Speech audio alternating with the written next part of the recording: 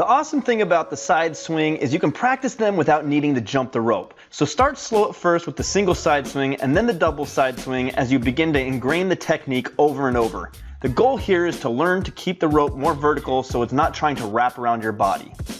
On the right I am showing an example of using my phone charge cable to practice when you're chilling at your house. This is a game of repetition so you become very comfortable with the movement.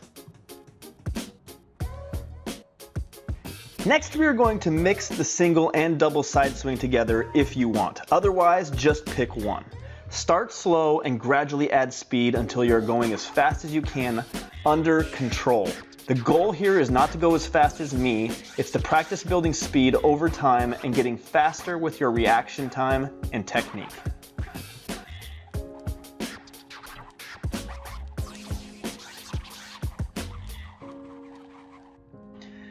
Oh yeah, now we are adding in the jump. We are still not jumping the rope, but we are going to time our jumps as if we are. This is going to help you learn to move with the rope during the side swing.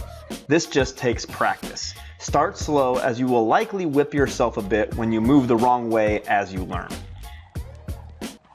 As with the other phases, feel free to gradually add speed as you get more comfortable.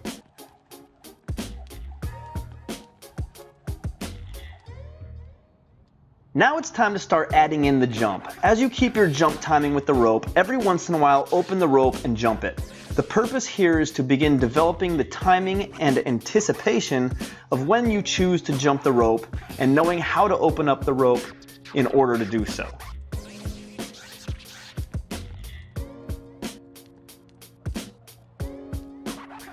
As you get better, you can now begin to add more speed and increase the frequency of rope jumps. I'm sure you've noticed by now that the name of the game is to start slow and gradually work up to fast speeds. This is how all skills work. Again, you are not trying to go as fast as me. Go as fast as you can while staying under control. Practice your side swings every jump session using this protocol. The more repetition, the faster you will get better.